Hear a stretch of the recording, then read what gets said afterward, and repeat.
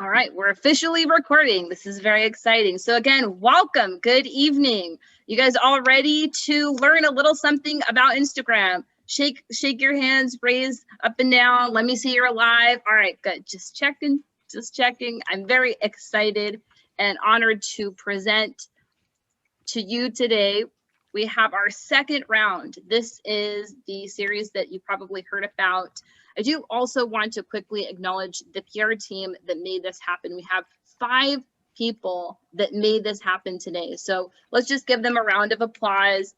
If they are here, they will probably throw their names in the chat. We have William and Jude, who's definitely here. We have Shauna, we have Julio, Roman, all of these incredible individuals made this event possible for you tonight.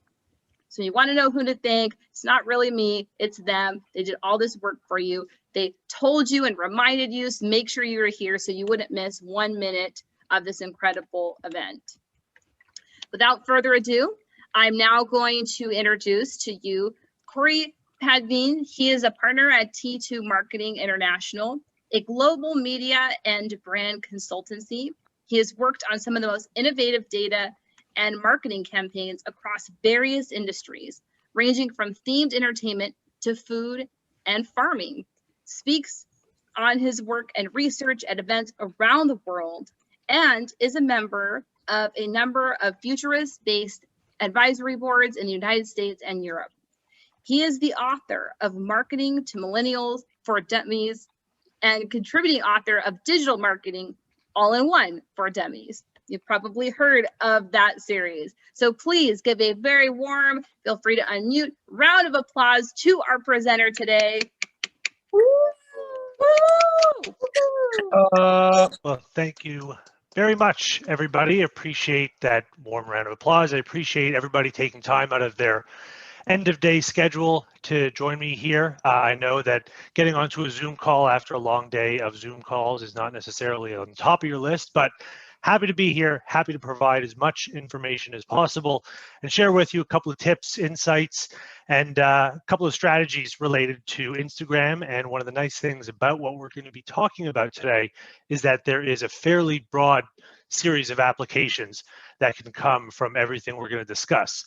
I like to look at things as how they can apply broadly. I don't necessarily like to focus only on one topic. So with that in mind, I am going to invite people, everybody who feels like asking a question, everybody who feels like getting involved, please, from the get-go, feel free to put those right into the chat. We are going to have lots of time to go over questions today. I think that keeping it dynamic, keeping everybody engaged is a way to actually keep you listening, because, you know, staring at a screen, it's really easy to get distracted, especially when you have 2, 3, 4, 5 screens going all at once. So if you want to ask a question, whether that's related directly to Instagram, if you have questions that are related to wider ranges of topics, more than happy to cover that. I feel as though the best way for everybody to get the most out of this session is to ask questions. When we get to that point, Serena will be sharing those questions with me, and we're going to go off of every single one that we can. If we can't get to everything today, don't worry. I am going to have my contact information up here. I enjoy answering people's questions. It gives me a reason to think outside of what I'm normally doing, so you can always feel free to reach out outside of this. Now, with that, let's go ahead and share our screen, shall we? Can everybody see what I see? Oh, Serena, I guess you could answer on behalf of everybody. I don't know. What do you see? Yes. Well, this is what I see. Why social media? Perfect. An interactive lesson on benefits of first steps, building your voice in social media. That is in quite a mouthful. It doesn't necessarily apply exclusively to social media.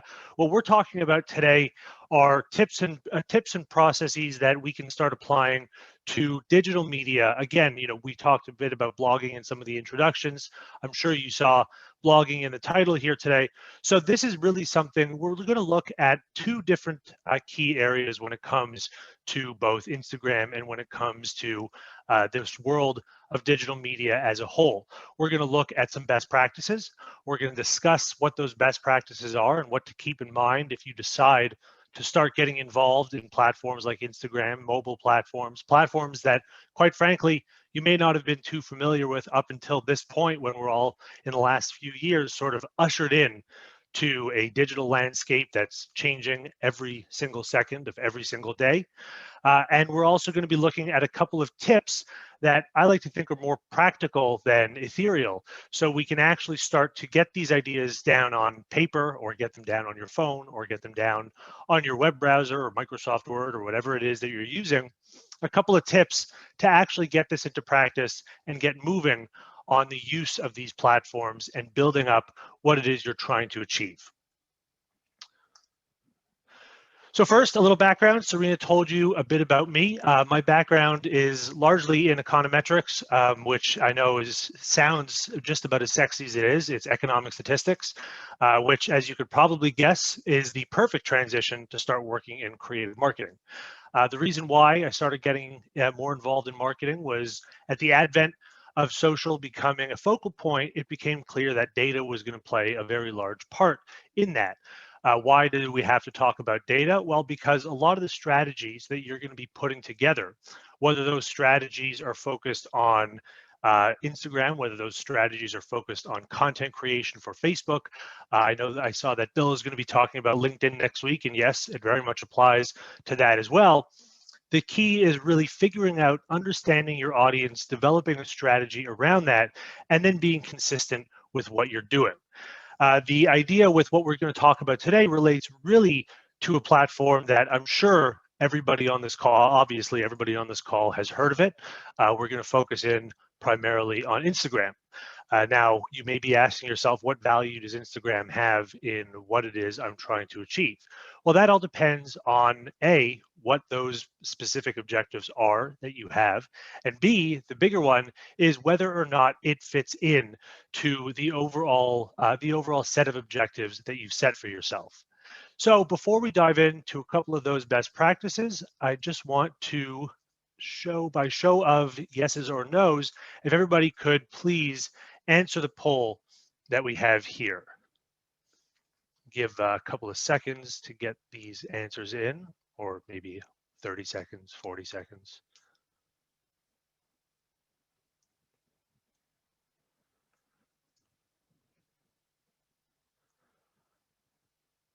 All right, starting to see some good answers coming in.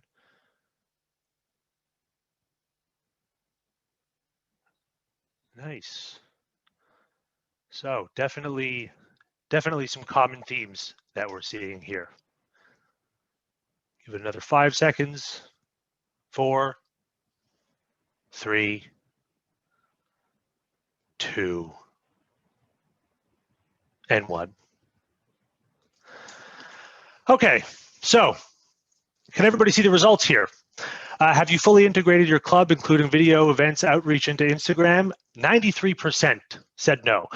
That's not too surprising, considering that Instagram, like a lot of social networks, but Instagram in particular, is a lot of work. There needs to be a serious commitment if you want to do it right. And frankly, the use of it can be a little burdensome, because for a lot of us, it's pretty unfamiliar territory. We're talking about an exclusively mobile platform. We're talking about a rhetoric and an audience that we may not necessarily be overtly familiar with. We may not necessarily fully understand how some of the video components work. Instagram's also releasing all sorts of new products every day. I'm sure some of you have heard about Reels. So it's not too surprising that from an events and district standpoint, you haven't gotten too involved with it. Currently using Instagram, 55-48, so a pretty even split there.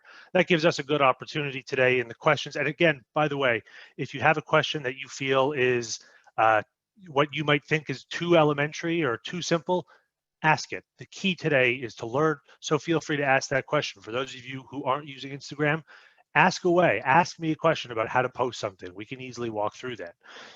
And have you created and used an Instagram business account? 19% said yes. So Instagram business obviously is intended for, well, your business. Not surprising that not too many people haven't used it. It's not an overly used mechanism unless you're talking about brands that are really focused on things like sales. So There are a lot of additional benefits when it comes to Instagram business. It has additional analytics capabilities. And as far as questions go with Instagram business, happy to answer those too. So let's dive into a couple of best practices. Now this goes for anybody who plans on using LinkedIn, whether you're using it on an individual capacity, or if you're using it in a capacity related to your business. The first and possibly the most important thing that you can keep in mind is that you need to remain authentic. You need your voice to be authentic. Now, what does authenticity mean? It may be something that you've heard quite a bit about. It may be something, if you've read any marketing articles, you've probably seen the word authentic splattered all over the place. What does that actually mean? It means that if you're going to dive into this, then there needs to be a reason. What's that reason? I like to call it a brand persona. That's a term that I started using in some of my writing several years ago. It needs to be something that is curated. You really need to give it some thought, and you need to maintain that authenticity in all of the content that you're sharing. You can't start sharing something you can't and change around your voice every single day. You need to be true to the voice that you've cultivated if you want to start generating engagement, if you want to start generating interest in the content that you have out there. In that same notion, you need to be consistent. If you are planning on sharing content and that content is going to be sporadic, you can't possibly ever expect to generate a following and to start engaging those people. That actually brings us to a pretty important point, which is it's not necessarily that you have to be on Instagram. I think one of the big mistakes that people make, and I'll mention this again as we close out with some of our tips today, but one of the big mistakes that is often made when it comes to social, when it comes to digital, is people feel a need to bite off literally more than they could chew. And that means that they are going to have an Instagram, a Facebook, a Snapchat, a Twitter, a Clubhouse, which you're hearing about now. They're going to have TikTok accounts. They're going to have literally everything under the sun. They're going to set up an account and figure out how they can use it after they've set it up. I understand people dipping their toe in, but if you can't handle the volume of work that's involved, and there is a serious volume of work that's involved, if you can't maintain that degree of consistency, then you simply need to weigh where you're getting the benefits and focus on the ones where a consistent voice, like the authenticity I mentioned, as well as a consistent schedule of content going out is maintained. I know that it was asked before about blogging.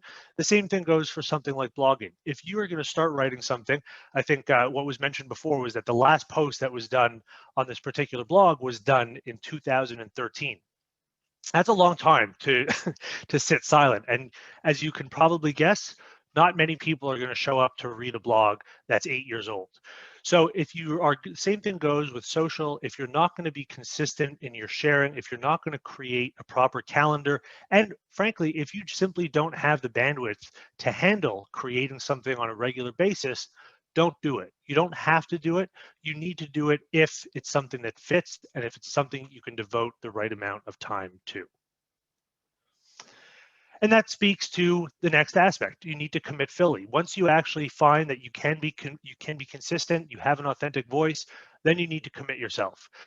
The idea of testing the waters might work with something like advertising, because you could test your ads. If you see they don't work, you can pull back.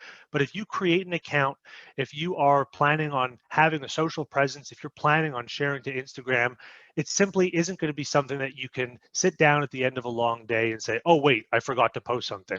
You really need to have a plan. You need to commit yourself, and you need to actually devote resources. And those resources can be as simple as time. The resources can be a little bit more of an investment if you plan on doing advertising. But you need to plan to commit yourself fully if you want to see the results of using Instagram actually succeed. The same goes with engagement. You might find once you start sharing that people are liking it, you might start seeing some comments. You may actually start scrolling through your news feed from the people that you follow and seeing some things posted. Once again, look at this more on a universal context as it relates to different platforms outside of Instagram as well, but the engagement needs to be meaningful. Simply sharing something and then putting your phone down and patting yourself on the back and saying, good for me, I shared something, that's half of what social means. You need to actually start engaging. You need to build your following. You need to start reaching out to people if you want them to reach back out to you. And if you're not ready to do that, again, you need to take a step back and figure out where those resources are best spent.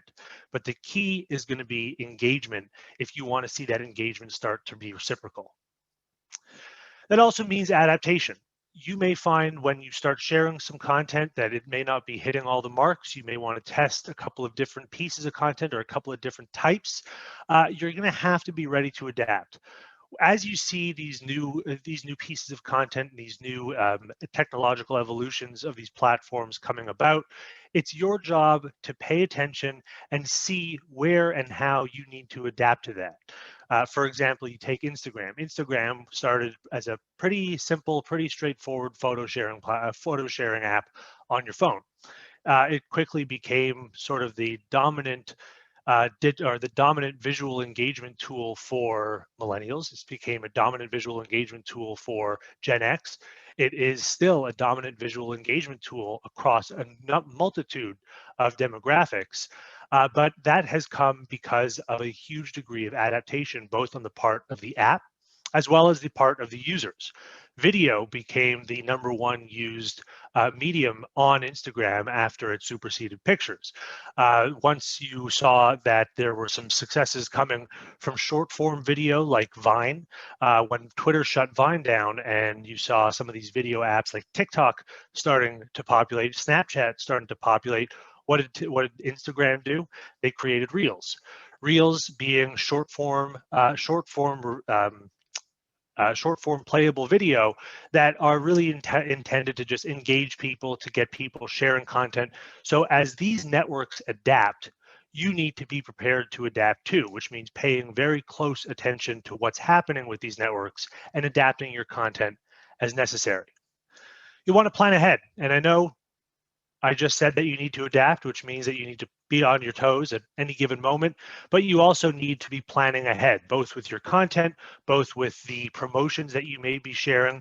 You need to plan your editorial calendar. You need to identify where it is you're seeing your best results and start to create additional content down the line. There are lots and lots of great ways to engage people. For example, if you've decided, I'm working on a project right now with someone who owns a nature preserve. And what we've been working on over the last 3 weeks is how we can capture hours and hours of winter video content from this nature preserve and segment that into small 60-second clips that we're able to share over the course of the entire year to Instagram specifically, both in video format, in Reels format, and in story format.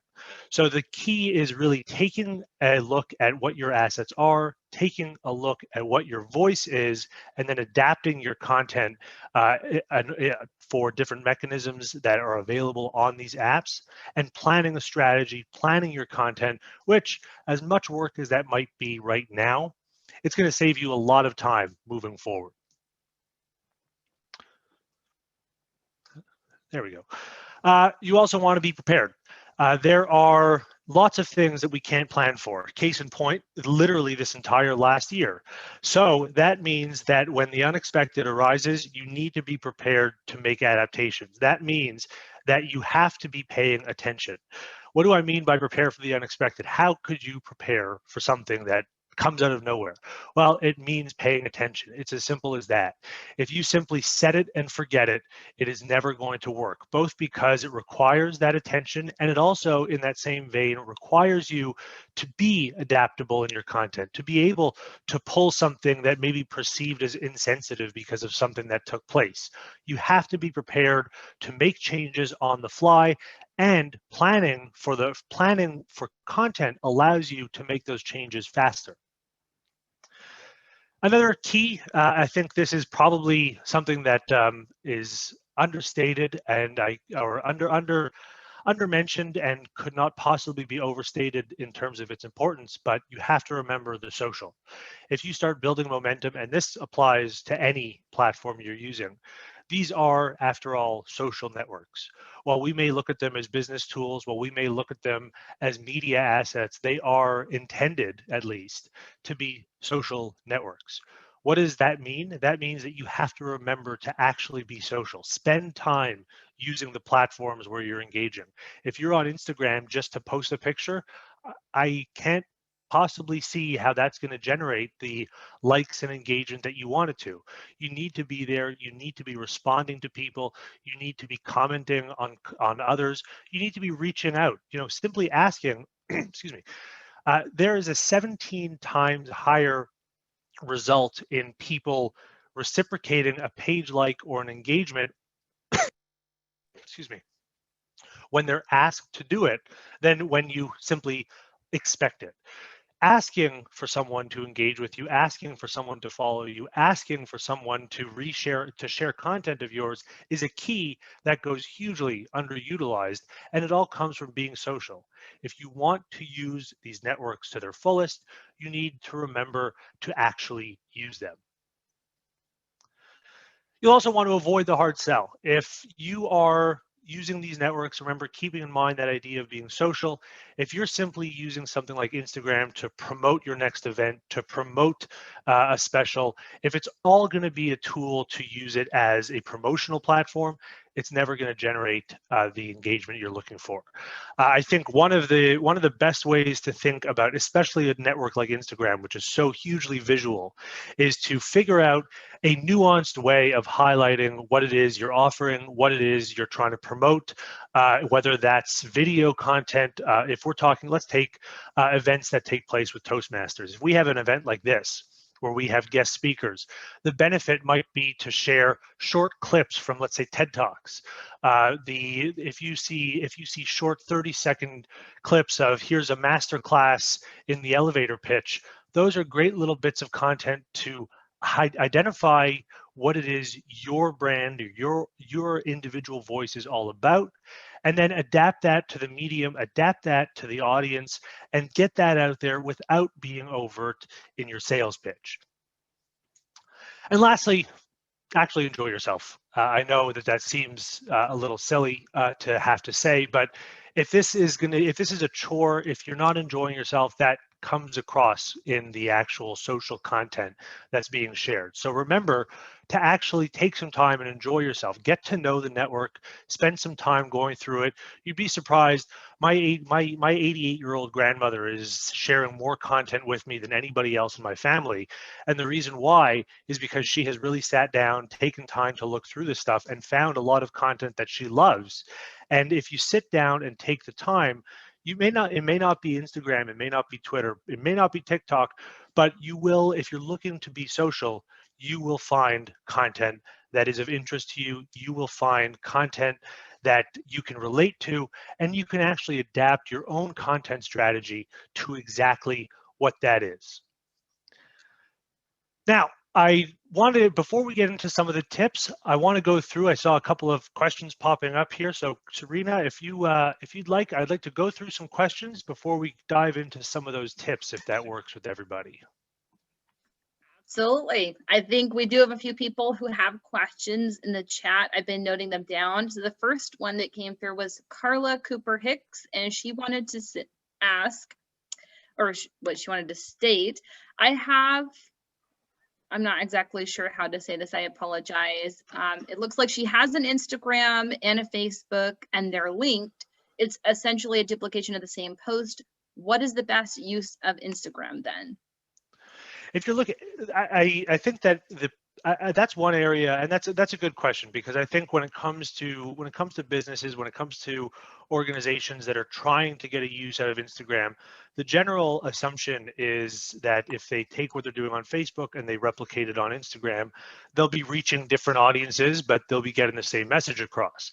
The issue there is that even if, and the way I always like to describe it is, I use Facebook, Twitter, Instagram, and LinkedIn. I, for all intents and purposes, am a different person on Facebook than I am on Twitter, than I am on Instagram, than I am on LinkedIn, which means that if brand A shares a Facebook post, I may like or engage with that post on Facebook. It doesn't mean that my headspace is necessarily going to be the same when I jump into Instagram. What you'll want to do is you'll actually want to spend some time, look at who your followers are, look at the audience that you're trying to reach, and even though the message may be the same, adapt it, make it more visual, possibly swap out the graphic. Don't focus too much on the text aspect the same way you would in detail on Facebook. Keep it short and focus more on the visual aspect if you want to differentiate the content from Facebook to Instagram, because the message might be the same, but the way you're getting it across with Instagram is going to be hugely visual. So that's where the focus really needs to be.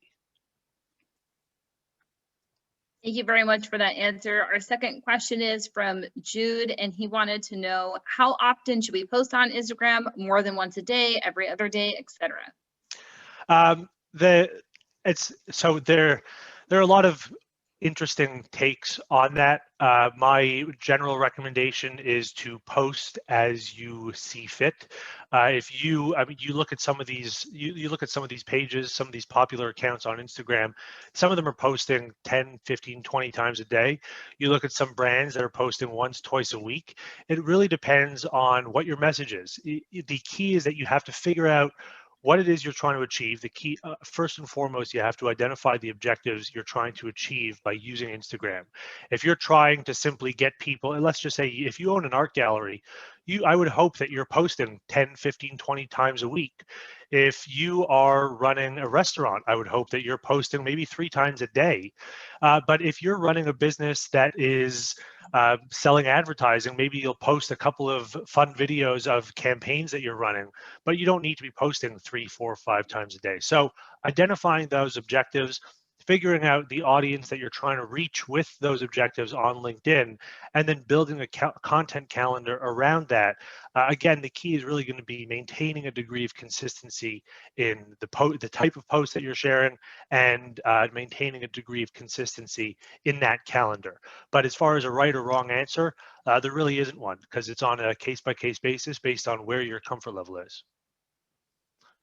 Wonderful response. We have another question from Bill Guthrie, who's a presenter, but even he has questions. So just for everyone to keep in mind, he says something about being the victim of planning paralysis, and do you think it's okay to, quote, just go for it and start the ball rolling? He heard that Gary Vee suggests post, post, post. Is there a downside to this post, post, post concept?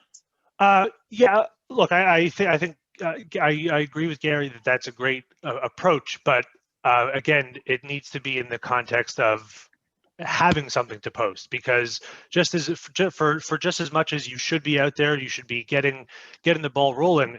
If you're just going to post for the sake of posting, I mean, you're gonna suffer from audience fatigue, and there's no question about that. You know, Gary has a lot of benefit of being this huge name, but if you're trying to get your name out there, if you're trying to create content that people like, well, if you don't even like the content, how could you possibly expect other people to like it? So yes, post as much as you feel like posting, but make sure that you, like I said, you know, a degree of authenticity, it comes across. People can tell when you're just posting for the sake of posting. So if there's no authenticity behind your message, you're not going to get any results from it. And I would recommend waiting until you have something that you actually like. Instagram's all about your inspiration, right? And if you have no inspiration in a piece of content, people will see. Great, thank you. Our next question is from William, but I'm guessing this is not the actual William. It's somebody else. So I'm sorry, I don't know. One of our 15 Williams on the call. One of the Williams, yes. They posted, or they requested, do you recommend promotions? Are they worth it, or are hashtags enough? When you're asking about promotions, you're talking about direct advertising, I assume? Promoting products, promoting ads. I'm not actually sure. If this person wants to unmute and clarify, or if you want to clarify how you're defining your promotions, the William of mystery. I'll go with the assumption that we're looking at promotions within Instagram. If we're looking at promoted content, so if that's the case, first of all, I think hashtags are a great benefit for sorting content. They're a great benefit, in my opinion, for getting involved in the conversation. One of the rules I always stick to is that it's always easier to jump into a conversation that's already taking place than to try and start one on your own.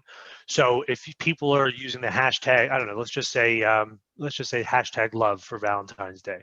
If people are using that hashtag, it's really easy to get involved in that conversation. But when there isn't one out there and you feel that you need to get your message out and you know exactly who you want to be reaching, there's no harm in promoting content. I think that people are afraid of spending money when they think that things can be done for free. The problem is that there isn't really a free way to do any of this anymore. There needs to be a willingness to spend even a little bit, because the days of just jumping onto a network and somehow managing to have 100,000, 200,000 followers overnight, unfortunately, the dog days are over. So you actually do need to make these investments. Facebook has made it very clear that they're in this for the money, unfortunately for us. So that means that you're going to have to pay to play. The key, though, unlike a magazine ad where you have a small room of people planning around a new ad spread and then they go to market hoping people like it, is you can run these tests. You could figure out where your best opportunities are. You could figure out exactly which audience you're targeting. You can A/B test. There's all sorts of capabilities. We could spend the next 6 hours talking about the business manager and the capabilities related to optimizing advertising. But I say there, if you want to talk about where you should be really trying things out, it's in promotions and it's in the ad dashboard. Thank you for that. We do have about 5 more questions. Alethea Coleman wants to know, how do you connect your club's Facebook page to Instagram? So if you're going to connect a Facebook page, what you're going to do is you're going to go to your settings. You're first of all going to switch your Instagram account to a business account. Once you do that, you'll automatically have the prompt to be able to connect your Facebook page to it. I actually wouldn't be able to do it right now because I already have my business account connected. But if you go to your settings, you'll see it bright and bold, switch to a business account.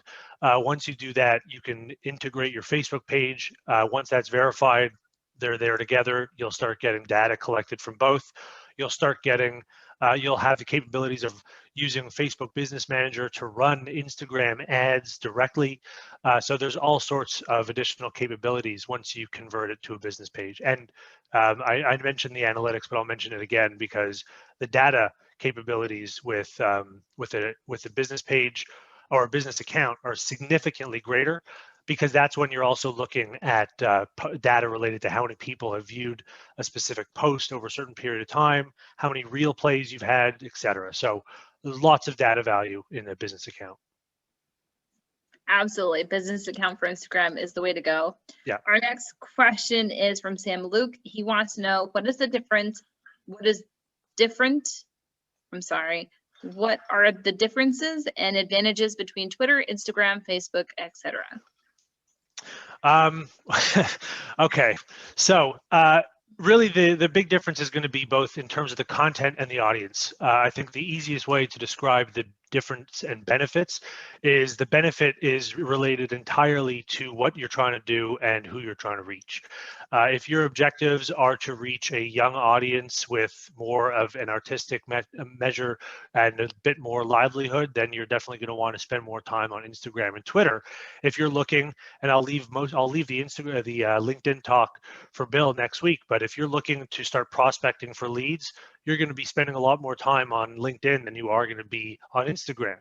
If you're looking to sell pottery, then you're probably going to spend time on Facebook and Instagram. So as much as I wish it was a simple matrix breakdown of here's what this is for, here's what this isn't, the key is really going to be outlining your objectives, understanding the networks. That's a big one. And then once you understand the audiences and the types of engagement that the networks are optimized for, then you can pick and choose the ones that are right for you. The one thing I would say you want to avoid is diving headfirst that you need to. So take the time to do the research and then make the decision based on what you've learned there. That's a great answer. We have another question which might need some clarification because it's talking about club growth. So Corey, in Toastmasters, we always want to make new clubs, which requires us getting people that are interested and joining not just individual people, but a group to join at once to form a club. So this question is from Rose Curland, and she wants to know if we could specifically illustrate how Toastmasters can use Instagram to recruit and retain members as well as club growth. Well, I think as far as member engagement retention, the tough thing with native platforms, native being directly on the phone, directly within the app, so not having a web-based platform, the tough thing is that it is really intended to be a one-to-one individual content experience. And what does that mean? That means that content is structured in such a way that you're talking to people that have expressed an interest in wanting to hear from you. So recruitment, while it's definitely possible to be done through I would recommend, if you're going to do it through Instagram, short form ad videos with just a quick bit of text, a quick flash of a few people speaking at different events and saying join today and build your network. That's content that you could definitely see people clicking on or asking to learn more about. Having said that, ideally what you would probably do to promote an event or to promote clubs and to drive membership is reach out to members that have big followings and ask them to feature content related to club growth. Leverage the network that you already have, as opposed to or put money behind advertising with a call to action. But it really is intended for a more intimate experience because, and that's what's led to its growth.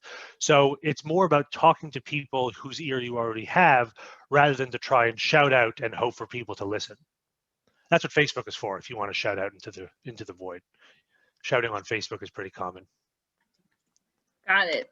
We can connect with others with hashtags though, right? Yeah, definitely. If you have hashtags that are shared, generally in a case like this, because the clubs can reach out to each other in person, and you don't have to rely exclusively on digital connections. One of the things that can be coordinated is a coordinated hashtag effort to really get things trending. You can get things trending in an area a lot easier than you might think with a coordinated effort like that, and especially if that's something that can be coordinated among the members. You can ask people to post your favorite. I know that we actually just did a campaign for a Women's March campaign where it was using the then and now, so it was 2017 and 2021, and the capability of having so many people already connected allowed for this to become much bigger than if we were just trying to do it with one particular group of people. So the connected aspect is something to definitely leverage. Great, thank you very much. Just a few more questions, and sure. You can go back to your PowerPoint. Oh no, I just don't want to run out of time. I know I have a doomsday clock attached. Oh, we're really happy that you're here answering these. Thank you so much. Thank you from everybody. That's my pleasure. Can you speak to followers, generation bots, and companies that will give you 5,000, 10,000 followers? Is it worth it? Oh, I could answer that one really easily. No, it's not. I can understand people looking to have done that a while ago. I'll be the first to admit that in the early days of social, what was the first thing that you did? You looked for anybody that was willing to give you 5,000 followers for $20, and you took that money, or you spent that money, and sure enough, the next day you'd have 5, 10, 15,000 followers, and it looked really good. One of the key aspects that every one of these networks, and this goes for Twitter, Instagram, Facebook, you name it, one of the key metrics that these networks have tried to purge is bots and dormant accounts. The reason being is that there's no value in them. And that goes both for the actual platform. So there's no value for Instagram to let these bots continue to be. And there's also no value in users having them as part of their network. Why?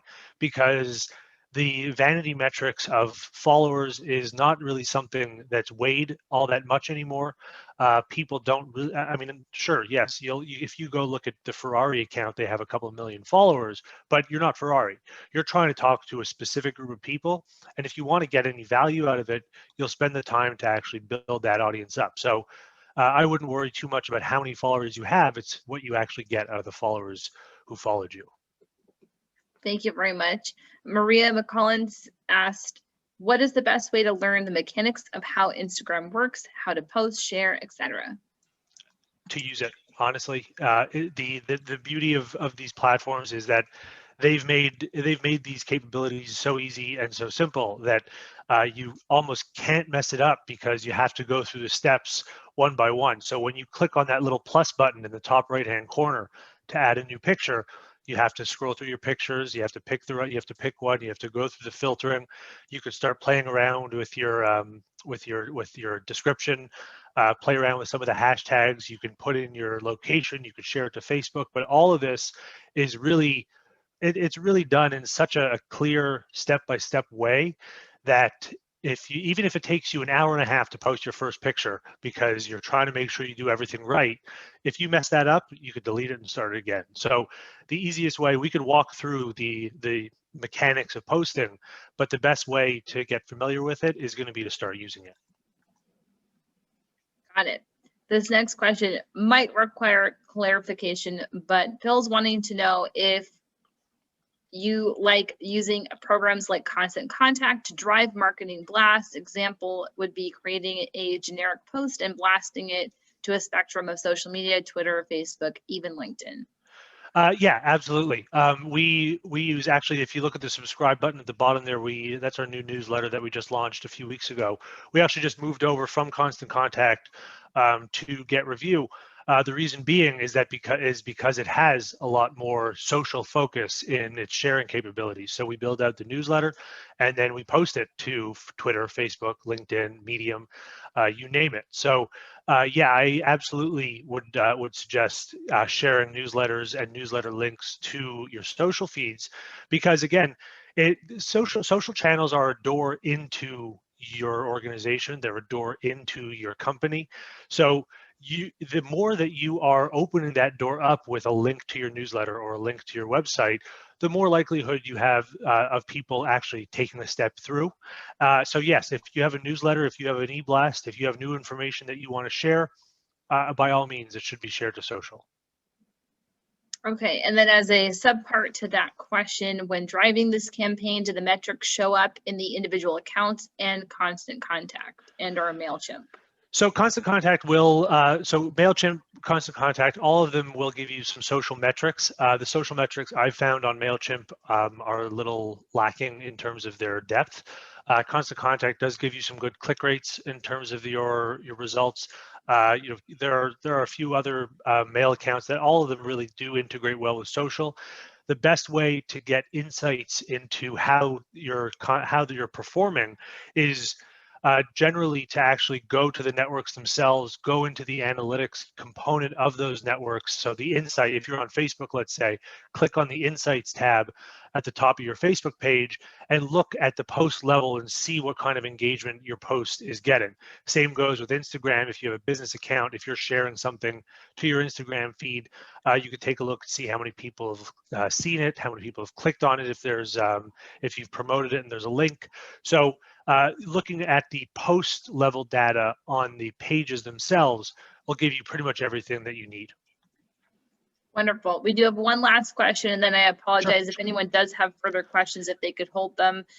Tiffany wants to know, she essentially does travel photography on the side. She wants to know how to promote her photos, if eventually she wants to work for a publication.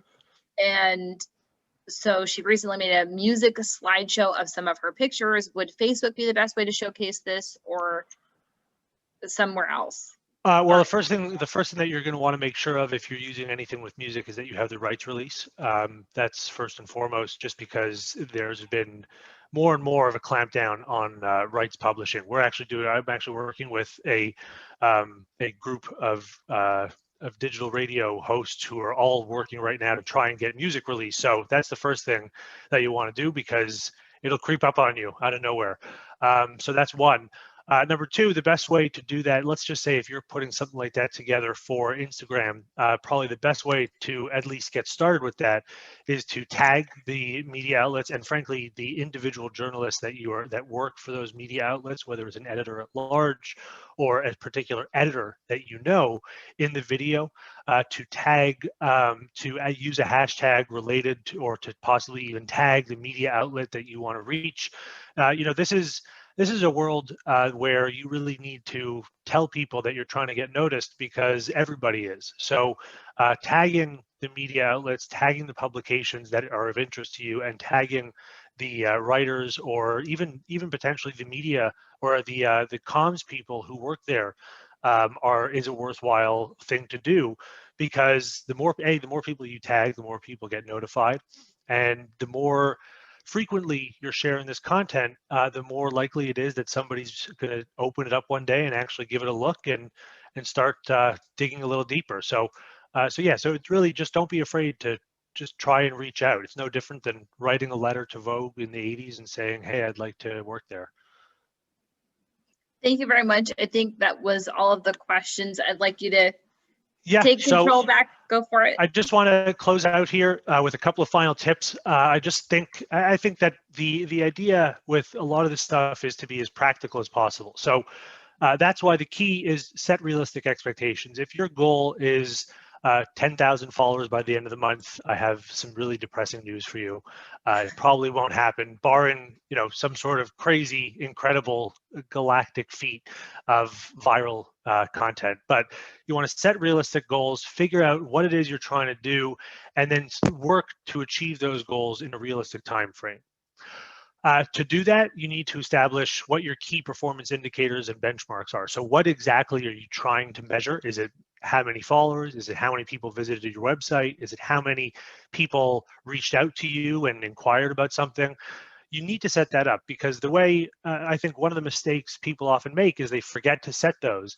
And then you ask yourself, how could you possibly know if you're successful if you never knew what you were measuring for in the first place? So before you get started, make sure to set those sites, set those benchmarks, and then work towards those goals. On a regular basis, you're going to want to look at what you're doing, analyze it. If this is something that's new to you, then you need to really devote the time to continually look at what's working, what's not, make the adaptation. The worst thing you could do is just keep doing something in the hopes that one day it'll work. If there's a clear indication that you need to shift gears, the beauty of this content strategy, of these content platforms, is that the strategy can pivot without anybody even noticing. And you may be able to pick people up by testing something new and make those adjustments with each one of those audits. You also want to stay up to date. I mentioned the need for adaptation. Clearly, I'm sure for those of you who aren't on Instagram or who are learning more about it, I'm sure that half of what I said today is gibberish. And I'm sure for those of you who are on Instagram, some of what I said today was gibberish. And that's because this gibberish comes up every single day. So if you want to succeed with these things, keep up to date, focus on the changes, try things out, and see for yourself if it makes sense, but at least you understand it so you know what you're in for. And I mentioned this before, I think it's worth mentioning again. I mention it every time I can, but do not take on more than you're prepared to take on. There is so much that you can be doing. Back in the day when you could just jump onto Facebook, Twitter, LinkedIn and call it, that was easy. Now you have dozens and dozens of these platforms popping up, which is why you take the time, you identify where it makes sense for you, you figure out how your content's going to work on those networks, you set your benchmarks, and you get started. Slowly but surely, you will see the results if you plan accordingly and make it work for what it is you're able to give. With that, I'd like to thank everybody. I really appreciate it. It is, I know, a lot of information. You can always feel free to reach out. Always feel free to tweet me or ask me something, send me an email. I'm happy to answer them. And most importantly, thank you all very much. I appreciate it. Thank you very much, Corey. Let's all unmute. Give them a round of applause for this event tonight. Thank you. Thank you. Thank you, everybody. Thank you. I hope it wasn't too much to take in for 6 p.m. Yeah, it was good. Thank you, Corey. Good. Thanks, everybody. We all really appreciate it. We do have a few more minutes. I did want to take a photo. So while we're waiting for everyone to come back alive and turn on their cameras, I want to capture everybody in this moment. We do have a survey that the real William posted. So if you see a survey link from the real William, then that is the real one. And he has the link for you. He's actually one of the PR members that helped put this on, and so is Jude. Let's give them a round of applause for being here. They worked so hard to give you all of this information, to constantly post. If what Corey told you tonight sounded like a lot of work, sometimes it is, and we need people to do that, and the district has them, and these amazing individuals help make you aware of what's happening. So we really appreciate you. Thank you for being here. I have got a couple messages about the last link and the workbook, perhaps. Did anybody get the email today by chance? Nobody. All right. Well, it's in your inbox. It should have arrived. I received it. I double checked just to make sure it did go out. And so we're probably going to need the week to send it. You'll probably receive it the day before next. So that means on Wednesday, you will probably receive, or Thursday, you'll receive the information from today. The other thing that's come out of this that I wanted to announce today, I'm very excited, is the district is going to be having special social media workshops. We're going to have some more of these. They're going to be one-on-one and also just groups. What one-on-one means is if you personally have no clue how to set anything up, or you don't know how to do a post and you want that personalized assistance with one question, you got one question, 15-minute slot. We will be taking signups. That is going to happen every month at our Learning Lab. If you have no idea what Learning Lab is, we will post that in the chat so you can check that out. We do them every single month.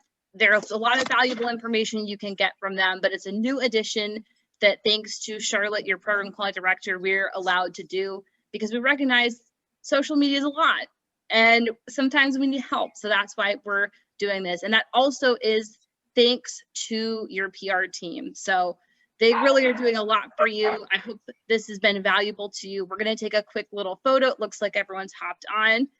All right, everybody smile, and there's several pages. So just hold that smile. I think you can do it. I believe in you. I'm going to take a shot here. 1, 2, 3. That worked. And now hold it again. We're going to take one more shot in case you're on the second page. 1, 2, 3. Wonderful. Thank you very much, everybody. If you do have any questions, we're happy to stick around. We got a few more minutes. We'll have some more questions. But again, I just wanted to let you know we have a survey. We got some upcoming exciting things. If you are registered for any of these events, you will get all the recordings, you will get the workbook, and you will be notified. Specifically, you will be sent an email about these upcoming Learning Lab workshops, which will be very exciting. The 15-minute thing is something you have to register for. And if you register and you don't show up, I'm sorry, because they are one-on-one, but it is something we're doing just for you. And we want to make sure that everyone in District 100 especially has the knowledge that they need in order to get their clubs set up. I also realize some people may not be aware. If you do have any questions about social media, we have our presenters. You'll have all their information in the workbook, which has already been sent out. But you can also email the PR team because we're here and that's literally our job, is to help you, which that email will also be thrown in the chat. So without further ado, I wish you all a good evening. And if anybody has any last minute questions, feel free to stick around.